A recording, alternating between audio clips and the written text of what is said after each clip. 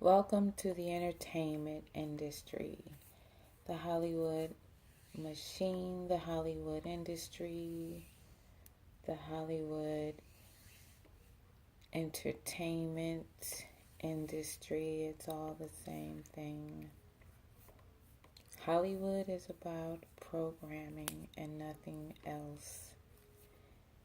Actors and actresses have stated that part of their acting training is about releasing, letting go, letting something else take control, being overtaken by the character.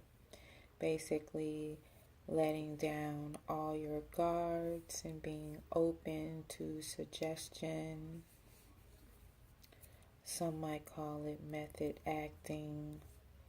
Anyway, all of it, acting entails a sort of openness where your mind is open to suggestion, and then just the act of getting roles where you're in competition, you're already put in a position where you feel like you're fighting for something, where you have to prove yourself, where you have to do more and be better, where you're under scrutiny. The whole thing seems to be a grooming program, a program that sets an individual up for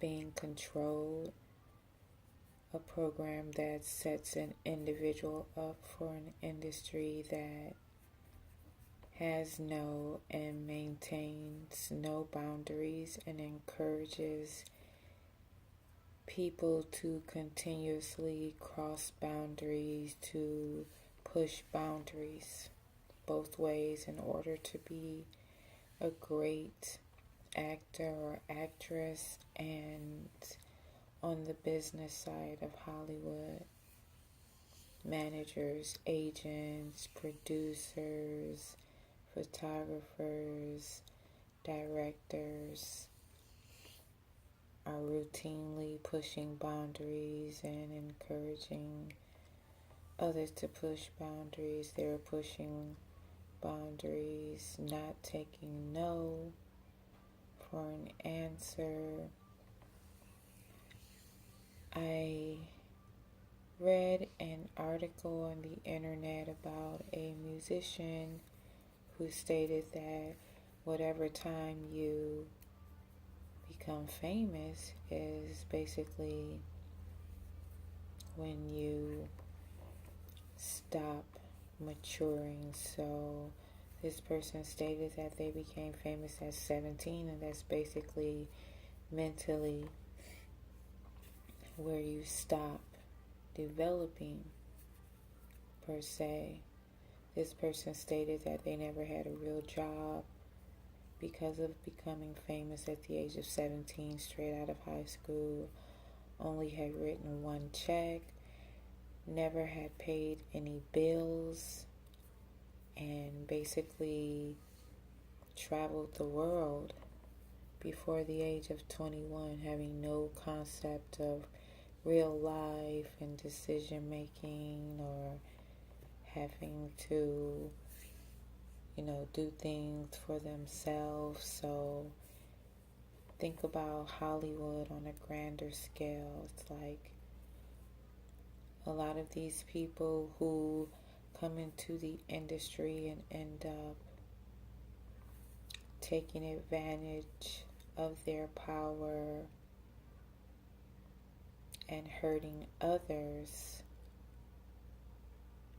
are aware of the type of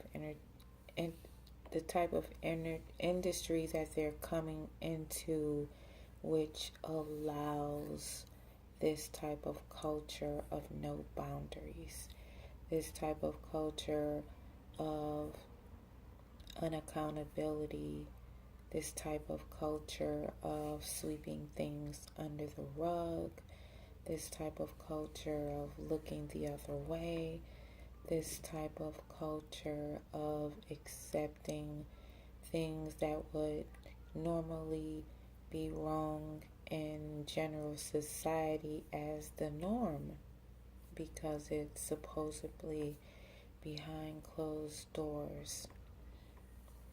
Those doors that they're behind are closed with payoffs, threats, blacklisting, blackballing, pushing people out of Hollywood, discrediting people. You could always find these stories about these things going on in Hollywood. The narrative today is these were so-called rumors and whispers. I cry BS. This is the norm. This is pervasive. This is widespread. These so-called rumors and whispers are actually well-kept, paid-off secrets. If you came forward before, prior to the internet, I think it was a situation where it was easy to say this person just wants fame, money, attention, or no one's going to believe you, and even if they do, who cares? Now it's a situation where you have the internet, you have millions of people seeing things all at once, all over the world. So the internet is almost like an equalizer.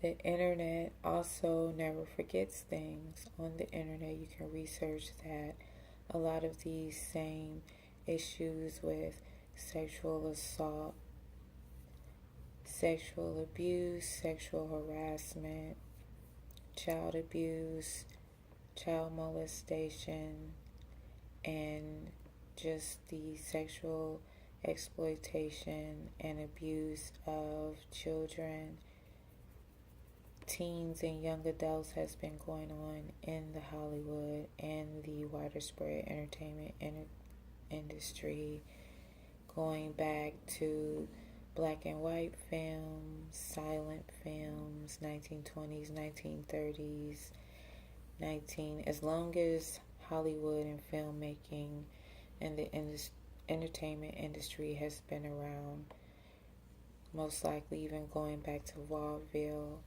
where the first films most likely came out of. You can trace all of this back. If you're interested in old Hollywood, you can go back and find these stories. You can find stories about Mickey Rooney, Judy Garland, the set of The Little Rascals, all the unfair things that happened during the filming of the original Wizard of Oz. So these type of things are documented. It's just that up until now, people weren't paying attention because they didn't have the internet and the power of the internet behind them. A lot of these young actors and actresses have been groomed to accept this, and they start them from an early age. Disney is a prime example. Look at what happens to Disney stars. So it seems as though it was inevitable that all these things that had been going on and were accepted as the norm in this programmed world where these people apparently thought that they were living in this very closed bubble. Things like having children as boyfriends and girlfriends and going on dates with children, and